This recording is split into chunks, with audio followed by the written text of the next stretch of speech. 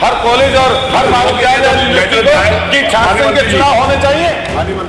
उप मुख्यमंत्री हैं, छात्र संघ के अध्यक्ष है, सामने बैठे हुए हमारे अभी सुंदर जी आए हैं, मंत्री हैं, मेरे विद्यालय के छात्र संघ के अध्यक्ष रहे।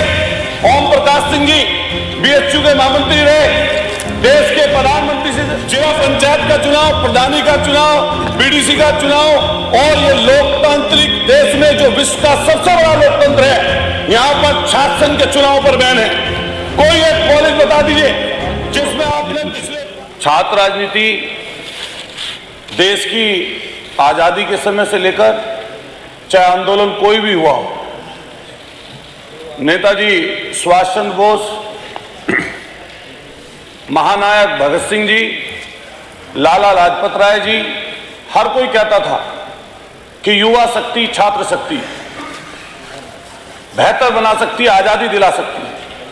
महात्मा गांधी जी ने जो भी आंदोलन किए, बढ़ चढ़कर छात्रों ने उसमें भाग लिया और देश को आजादी दिलाई। देश की आजादी के बाद चाहे संपूर्ण क्रांति रही हो और गुजरात की सरकार 1974 में वहां के इंजीनियरिंग के पढ़ने वाले छात्रों ने जो लड़ाई लड़ी, सिर्फ मैथ्स की फीस बढ़ाने पर जो लड़ाई लड़ी, उसके बाद पूरे प्रदेश की सरकार चली गई।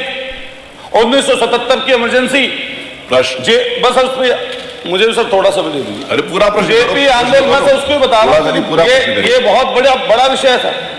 जेपी आंदोलन, संपूर्ण क्रांति, जिससे देश की इमरजेंसी जो हटी थी, बड़ी सरकार भी हट गई।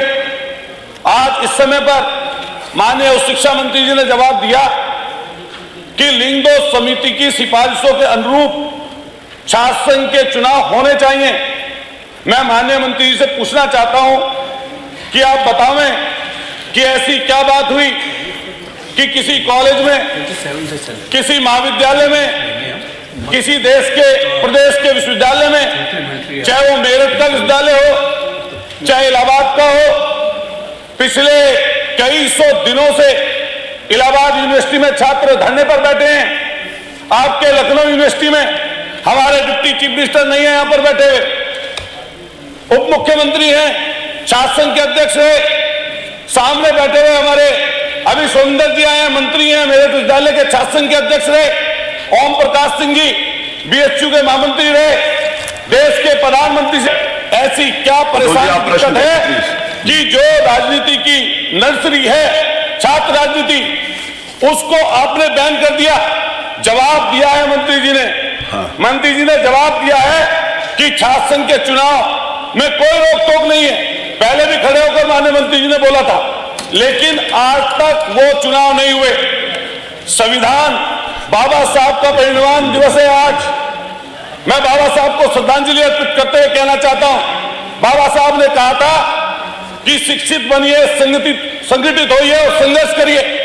जो नौजवानों को अधिकार है, हर तरह के चुनाव होते हैं, जिला पंचायत का चुनाव, प्रधानी का चुनाव, बीडीसी का चुनाव, और ये लोकतांत्रिक देश में जो विश्व का सबसे बड़ा लोकतंत्र है, यहाँ पर छात्र संघ के चुनाव पर बैन है।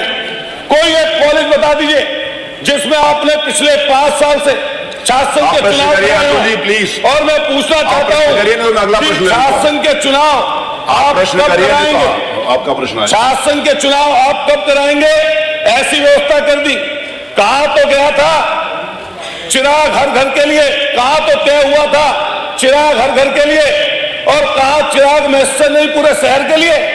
माननीय मंत्री जी बताएं कि छात्र संघ के चुनाव पर जो तालाबंदी है वो कब तक आप उसको बहाल छात्र संघ को कर देंगे? और पिछले 5 साल में पर आपने व्यवस्था दी, चुनाव हुए। ये प्रश्न काल है, भाषण का काल नहीं है। प्लीज माननीय मंत्री। मैं अनुशासित होने के नाते जितना जवाब होना चाहिए उतना ही दूंगा। प्रश्न में भाषण नहीं करूंगा अनुपूरक में, न जवाब में। प्लीज आपको भाषण करना है। हालांकि जो इन्होंने बोला है, अरे आप उत्तर दीजिए प्लीज।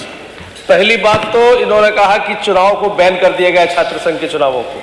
ये बिल्कुल अपने दिमाग से निकाल दें, सरकार ने कोई बैन नहीं लगाया है, ना पहले किया था ना अब है।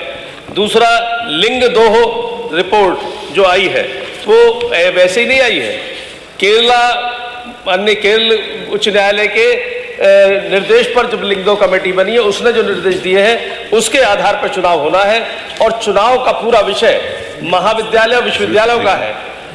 सरकार ने उनको लिखकर दे दिया है कि लिंग दो कमेटी की परिधि में चुनाव कराए जाए, की रिपोर्ट की परिधि में, और वो उनको और उनका भी 6 सत्र के शुरुआत के 6-7 सप्ताह में ही कराना चाहिए, ये नियम है। इसलिए नहीं, उत्तर आ गया, कोई रोक नहीं है उसके ऊपर। जो 2016 का ये आदेश है, उस उत्तरा के बाद भी नहीं आया।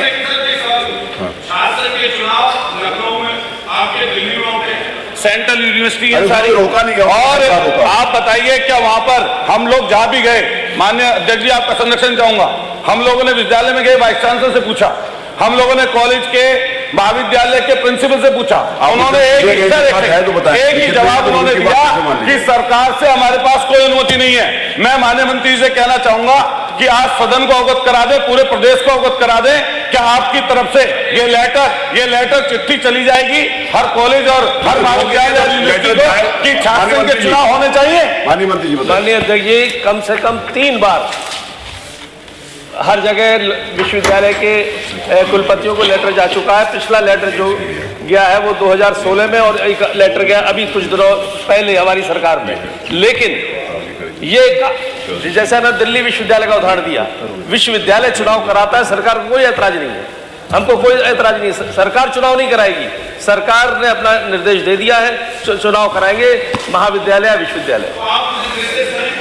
निर्देशित कर चुके हम लोग। एक अनुपूरक हम पूछ लें। माननीय मंत्री जी, ठीक बात है, आपको धन्यवाद कि आपने कहा कि 3 पत्र आपकी तरफ से चले गए हैं कि चुनाव कराए जाएं।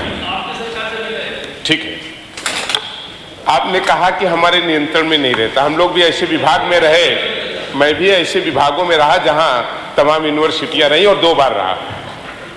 देखिए, आप अपर मुख्य सचिव जो डिपार्टमेंट के हैं, शासन करता है, आयोग करता है, मैं प्रिंसिपल, आपके सारे टीचर्स, पूरे स्टाफ की सैलरी ये देते हैं। और जब हम लोग उनसे पूछे ये बात, उन्होंने महाविद्यालय में और आपके विश्वविद्यालय में वाइस चांसलर ने, हर एक व्यक्ति ने कही कि जिस दिन सरकार हमसे कह देगी हम चुनाव करा देंगे।